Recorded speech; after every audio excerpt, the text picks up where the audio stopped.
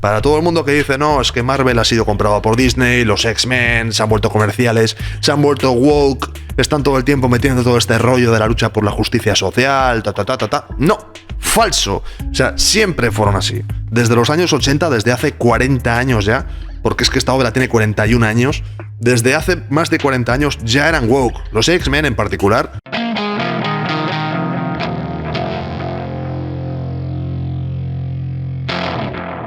Hola a todos, ¿qué tal estáis? Bienvenidos a una nueva entrega de cómics, mentiras y cintas de vídeo, en la que hoy vamos a pasar un rato ojeando un cómic, una obra, que es un clásico total, y de hecho es tan clásico que yo creo que traspasa un poco esa categoría, hasta el punto de que podríamos definirlo como una obra old school. Es una obra que ya tiene bastantes años y que, bueno, me he encontrado de una manera un tanto casual y la verdad es que me apetece bastante hacer este vídeo.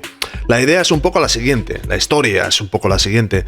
Siempre había tenido bastantes ganas de hablar un poco de alguna saga o alguna historia, lo que fuese, de los X-Men, de la Patrulla X, ¿no? Como la llamamos aquí en España, pero no terminaba de decidirme mucho por ninguna de las historias, ya que, como sabréis, los que estáis un poco puestos en mutantes, los X-Men tienden a ser un poco como una telenovela turca. En plan, todo se lía, arcos argumentales complicados, personajes que entran, que salen, crossovers, nuevas colecciones que se abren, que se cierran, que cambian de nombre. Al final acaba siendo todo súper complejo y elegir una historia concreta de la Patrulla X, de los X-Men, es muy difícil por la cantidad de cosas que habría que contar y cosas que se quedan en el aire, ¿no? Y curiosamente, el otro día estaba en la biblioteca mirando cómics, básicamente, buscando algún cómic para hacer vídeos, para leer, etc. Y me encontré con un volumen que creo que encaja perfecto en esta idea que he planteado ahora mismo para hablar un poco de los X-Men, hablar un poco de mutantes en su estado más puro. Y esta obra no es otra que Dios ama, el hombre mata, una novela gráfica de los X-Men, como veréis aquí en grande, con este logotipo clásico, que, bueno, está publicada en 1982, es decir, digamos que nos encuentra en uno de los momentos más, ¿cómo decirlo?, originales, más característicos, más identitarios, incluso, de lo que sería después esta colección, cómo iría evolucionando a lo largo de los años. Este punto sería un punto muy importante dentro de la colección y creo que es un cómic que merece la pena reseñar aquí, merece la pena hablar un poco sobre él. Bueno, en primer lugar, la portada, antes de nada, la portada. Os digo, este cómic es de 1982, aquí en España no sé exactamente cuándo se publicó, calculo que a mediados de los 80 o algo así. Esta portada era Money, era de Money cuando salió este cómic. Fijaos qué portada, con los personajes, con todo este rollo verde, la ciudad, el telepredicador saliendo aquí en pantalla, el rótulo X-Men. Esto era auténtico Money, como os digo, porque a principios de los años 80, que ya os digo, 1982, más o menos se había finalizado ya la etapa de Chris Claremont, que es el guionista de este cómic, junto con el dibujante John Byrne, que había sido la que había, digamos, propulsado a los X-Men a lo más alto de las listas de ventas de los 80 y había dejado bien claro que esta era la colección, este era el grupo de superhéroes que iban a dominar dentro de lo que era la escudería de Marvel, ¿no? Y claro, ahí ese era un punto un poco pivotal. Y hubo un momento dado en el cual al editor en jefe de Marvel, Jim Shooter, se le ocurrió hacer una colección de novelas gráficas, como esta que estáis viendo, en un formato así, más tirando europeo, más tipo álbum, más tipo obra completa, no demasiado corta, con un estilo de narrativa más adulto también, otro rollo, y con él, digamos que enfocar a estos X-Men un poco para las nuevas generaciones, incluso para otro perfil de lector. Y claro, esta portada, como os decía, a mí me parece increíble, Yo recuerdo verla, no había leído ningún cómic de los X-Men cuando vi esta portada por primera vez siendo niño, y el nivel de misterio que transmite ver a estos personajes aquí, además cada uno con sus propios colores, con sus propios estilos, es que es una cosa inigualable, ¿no? Tiene mucho encanto y luego, una vez que ya conoces un poco la historia de la Patrulla X, la historia de los X-Men, sí que llama bastante la atención, porque claro, para los que no lo sepan, los X-Men originalmente son el Profesor X, Cíclope, el Ángel, el Hombre de Hielo, la Bestia y Jean Grey, ¿no? Que es la telépata. Eso es como el grupo original, que se enfrenta a Magneto, entre otros y demás, y se meten historias de mutantes y todo este rollo. Pero es una colección que acabó haciendo bucle, teniendo unos arcos argumentales no demasiado buenos. Y bueno, al final de ventas acabó siendo un poco fracaso y estuvo al borde de suspenderse. Y a finales de los 70 hay un equipo creativo, Lin Wayne con Dave Cockrum, se llama el dibujante, que lanzan la nueva Patrulla X, que es esta que estáis viendo aquí, con personajes que, salvo Cíclope, todos eran nuevos. Lobezno ya había tenido una aparición en Hulk previa, pero los demás, prácticamente Lobezno, digamos que un 75% era nuevo también, eran personajes que no se conocían y que cada uno tenía un poco características diferentes, ¿no? O sea, por ejemplo, Rondador Nocturno era alemán, Coloso era ruso, Tormenta africana, Logan Lobezno canadiense, y Kitty Pryde me parece que es norteamericana también, o sea, es de Estados Unidos, se entiende, pero creo que era judía también, o algún rollo. Era como que se montaba una película de una especie como de grupo global, ¿no? Con un rollo mucho más reforzado, en que los protagonistas eran ahí como proscritos de una sociedad que no les comprendía, y luego un enfoque, por un lado, mucho más colorido y por otro lado mucho más oscuro en cuanto a las amenazas a las que se enfrentaban. Una época, ya os digo, bastante curiosa. Y esta novela gráfica, ya empezamos a hablar un poco de ella, Dios ama, el hombre mata, con este título tan espectacular, está hecha por Chris Claremont, que es el hombre que escribió los X-Men durante 15 años, el tío que les llevó a lo más alto de éxito, sin duda alguna, y que creó la mayoría de personajes y de tramas que son las más clásicas. O sea, si estamos hablando de los X-Men, tenemos que hablar de Chris Claremont necesariamente. Y el dibujante en este caso es Brent Eric Anderson, que aquí era un dibujante muy joven, muy joven, y que no había hecho nada especialmente reseñable, la verdad. Pero años después, ya en los 90, sería el dibujante prácticamente entero de la serie de Astro City, junto con el guionista Kurt Busiek, y ganaría premios Eisner, premios Harvey y demás. Acabaría siendo un dibujante bastante reconocido. Así que bueno, pues un equipo creativo bastante potente, sobre todo si tomamos en cuenta que, aunque no se le lee en la portada, no se le ve, el colorista es Steve Olive. Steve Olive, que es, por si acaso no nos suena, es el colorista de la serie de Akira en Estados Unidos, es el colorista de Spawn, es el colorista de cosas brutales. Para mí, posiblemente el mejor colorista de la historia del cómic norteamericano. Entonces esto es como un poco equipazo, ¿no?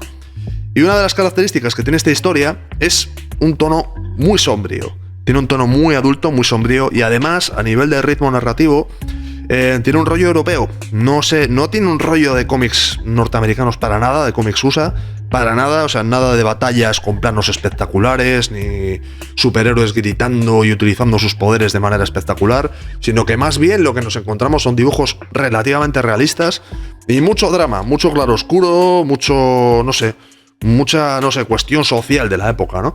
Que eso a mí me parece que es un punto fuerte. De hecho, esta historia fue la que inspiró fundamentalmente la mayoría de elementos que se mostraron en X-Men 2, la película de 2003, 2004, algo así debe ser, ¿no? Así que, bueno, es una historia que tiene mucho peso, mucho peso. Lo bueno que tiene es que, digamos que su enfoque, como os decía antes, es presentarse a una audiencia que tal vez no conozca a los personajes, ¿no? Entonces evitan las peleas contra malvados, mutantes y cosas así, y se centran mucho en un elemento que es la lucha social. Me resulta muy gracioso decirlo así, pero es como... Se insiste mucho en este tema del telepredicador, que era una figura que en los años 80 estaba totalmente a tope, o sea, tenía una preeminencia bestial en Estados Unidos. Todas estas confabulaciones, conspiraciones, luchas sociales, acusaciones de que determinados colectivos eran malos, de la auténtica América. Recordemos que estamos al principio prácticamente de la época Reagan, una época bastante oscura en Estados Unidos. De hecho, este cómic es del 82, se anticipa a lo que posteriormente vendría a ser los cómics tipo Watchmen, o tipo, ¿cuál es el otro? El regreso del Señor de la Noche, cómics que eran mucho más oscuros y mucho más realistas, y trataban con temas políticos de la época. De hecho, una de las secuencias que empieza en el cómic, que marcan un poco el tono, es que tiene una pelea, esta chica, Kitty Pryde se llama, que es como la jovencita del grupo, ¿no? Tiene una pelea con un compañero suyo de clase, porque el compañero suyo de clase dice que él está en contra de los mutantes, que ha escuchado a este telepredicador y tal, con sus cánticos racistas, y que tiene razón y tal. Entonces ellos pues se pelean, y en un momento dado Kitty Pryde le dice a su profesora, que aparece en un momento dado para separarles de la pelea, que imagínate que en lugar de haberme dicho que estoy a favor de los mutantes, me hubiese llamado amiga de los negros. Imagínate, ¿qué hubiese sucedido? ¿Te parecería bien que esto hubiese pasado? Y esta secuencia se cierra pues con la típica separación de personajes y con esta profesora soltando una lágrima, ¿no? Cuando nadie la ve. Y esto en 1982. Quiero decir, esto, para entendernos, para todo el mundo que dice, no, es que Marvel ha sido comprado por Disney, los X-Men se han vuelto comerciales, se han vuelto woke, están todo el tiempo metiendo todo este rollo de la lucha por la justicia social, No, falso. O sea, siempre fueron así. Desde los años 80, desde hace 40 años ya, porque es que esta obra tiene 41 años, desde hace más de 40 años ya eran woke. Los X-Men en particular, era una serie que hablaba, pues eso, de gente que tenía problemas de adaptación, de gente que estaba aislada por la sociedad, hablaba de discriminación, de racismo, de las diferentes maneras de luchar contra esta. Es cierto que lo hacía de una manera muy, bueno, a su manera, de una manera muy particular, pero desde luego este elemento jamás estuvo fuera de la colección, no es algo que se hayan sacado de la manga. Y de hecho me extraña que Marvel a día de hoy, bueno, Disney más bien, no rescate estos argumentos una vez más o no les dé una vuelta de tuerca, porque la verdad es que se lo han puesto totalmente a huevo, ¿no?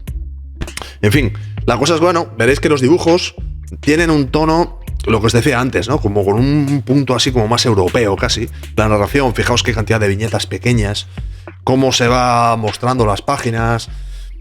No tiene ese rollo espectacular, ochentero, colorido, divertido que tenían los cómics de esa época, ¿no? Sino que, como os decía, todo se muestra en un tono mucho más serio, todo es mucho más europeo, en el fondo es un poco más europeo y más realista. Brent Eric Anderson hace un trabajo muy bueno, muy bueno. Y bueno, la trama va de lo siguiente. Hay un grupo que se llaman los Purificadores, que están liderados por un telepredicador, que básicamente dicen que los mutantes son una invención del demonio y que no merecen compartir la tierra del Señor, ¿no? Con los seres humanos normales. Y bueno, a partir de aquí pues se montan una película de eliminaciones, de conspiraciones políticas. Aparecerá Magneto, que está investigando algunas muertes que se están produciendo por culpa de estos grupos racistas. Y hay un momento muy importante. Bueno, este grupo racista pues tiene básicamente el funcionamiento de un grupo nazi, del típico grupo nazi, en plan, pues eso, con sus generales y sus cuerpos, que están totalmente ahí alienados y que están con la causa al 100%. Y el momento, digamos, más importante de la historia, que por cierto me lo he pasado y no os he dicho nada, es uno en el cual, eso sí que me ha parecido súper 2023, me ha recordado un montón a los tiempos modernos. Hay un momento en el cual el profesor Xavier está en la tele teniendo un debate en antena, igual no me lo he pasado, teniendo un debate en antena con este telepredicador, y se habla mucho de cómo Stryker, que es Stryker, que por cierto sale en la película, en X-Men 2, y se habla mucho de cómo este telepredicador le supera básicamente en el debate, porque empieza a utilizar argucias argumentativas, los típicos populismos, y a hacer pues eso, tratar mucho con temas bíblicos facilones y todo este rollo. Joder, no sé en qué momento lo he pasado, pero no sé en qué momento se me ha quedado. La cosa es que, bueno, ese es un momento aquí, por ejemplo, están en pleno debate y básicamente lo que vienen a decir es que la televisión, para generar mucho más espectáculo también, en la realización del programa le da como mucho más peso a las cosas que dice Stryker, ¿no? Y entonces como que el debate está un poco amañado y que salen bastante descontentos porque a la reacción pública como que la han enfocado mucho a estar un poco a favor de estas cosas que dice este personaje. Recordemos que estamos hablando de los años 80, una vez más. Hablamos de una época en la cual había una ola conservadora muy importante en Estados Unidos, y si ahora ya nos parece a veces que hay como un punto radical muy importante, no os podéis ni imaginar lo que era el conservadurismo que se enfocaba a las clases medias en esa época. Muy loco, un rollo muy loco. Y bueno, la cosa es que eventualmente pues habrá... Aquí nos encontramos con algunas cosas que son bestiales en la historia. Por cierto, hay un momento en el cual están haciendo ahí... En fin, están intentando sacar información a unos miembros de esta asociación racista. En un momento dado se les ve ahí que Lobezno está lo típico, amenazando, asustando y tal, y es que aparece Magneto, y Magneto directamente, a pesar de que el dibujo lo hace como muy elegante, el dibujo en realidad hace que, bueno, que esté muy disimulado y que pierda potencia, lo que están hablando aquí es de una escena de tortura. Directamente aparece Magneto, le tortura bestialmente, o sea, le tortura, literalmente, a base de dolor y sufrimiento le saca la información que necesita. Y aquí se ve esta viñeta que directamente le pregunta a Coloso, a Lobezno, que si esto había sido necesario. Y Lobezno dice que sí, lógicamente, porque era un poco el antihéroe de la época.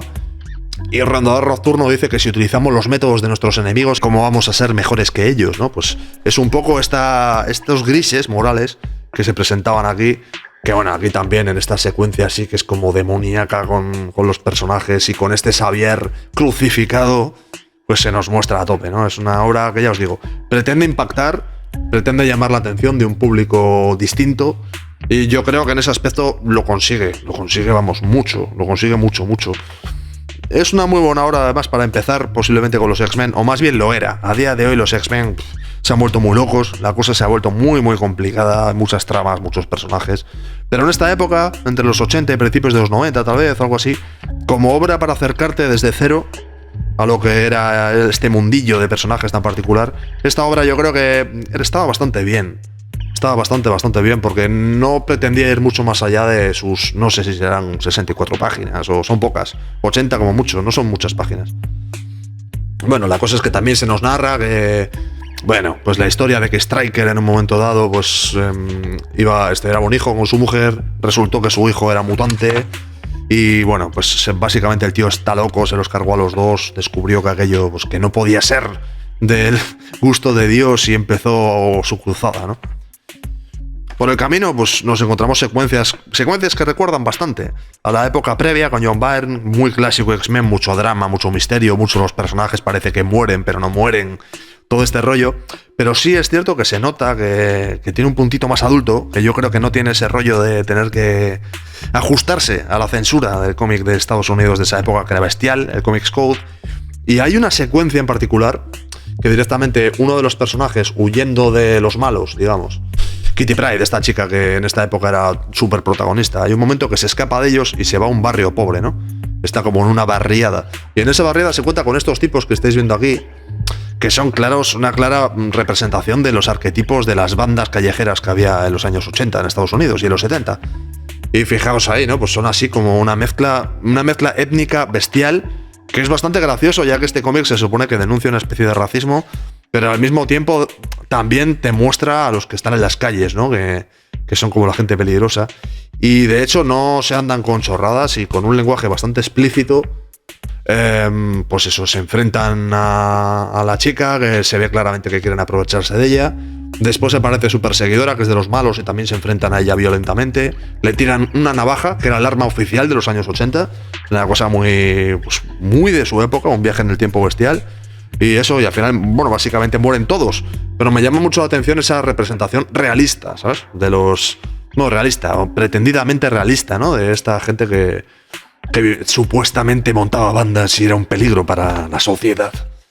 Ya os digo, en un cómic que pretendía tener ese aire, que después realmente sí conseguirían redondear obras como esto, El Señor de la Noche o Watchmen, por ejemplo. Se me ocurren otros también, V de Vendetta. Tiene un cierto aire también V de Vendetta en su estilo gráfico, en su ritmo. Es un poco más rápido que V de Vendetta, pero va un poco por ahí. Es un cómic así, ochentero, y pretende ser profundo. La cosa es que Magneto, pues como siempre, representará lo de siempre. Magneto representará una especie de supermutante que está por la labor de hacer la guerra y de dominar con los poderes. Xavier estará por la labor de, pues eso, del diálogo y de ser así un poco más tolerante y más abierto. Y en ese conflicto intermedio y en las pérdidas que hay durante las luchas, pues es donde se genera la trama. Es una historia que en ese aspecto, pues, es bastante modélica, ¿no? Y bueno, pues lógicamente esto nos llevará a un final catártico. Tampoco os quiero contar exactamente la historia por si la leéis, en la cual hay una secuencia que, bueno, en medio de una gran congregación habrá un conflicto entre Stryker y Magneto y los demás X-Men. Habrá una pelea en la cual estos estarán a punto de perder para variar. Y bueno, al final acabarán rescatando la situación. El propio Stryker al final acabará demostrando que es un tipo sin escrúpulos, que se cargará a su número 2 porque resultará que esta acabará siendo un mutante, que ella misma no lo sabía, que es como una manifestación de que son gente fanática, ¿no? Es un poco de denuncia al fanatismo. Y hay por aquí una secuencia particular un poquito más adelante. Bueno, de hecho, fijaos, hay un momento que se pone a hablar de seres humanos y Stryker dice: ¿humanos? ¿Llamáis esta cosa humanos? Señalando a Rondador Nocturno, ¿no? Que es uno de los personajes con ese aspecto más oscuro y demoníaco, ¿no? De los X-Men, que esto es... A ver, esta viñeta es poderosa, para lo que era la época es muy poderosa. Y finalmente, esta es la página más épica del cómic, la más clásica, esta es la que más ha trascendido. Sobre todo esta secuencia que os voy a intentar mostrar en pantalla completa.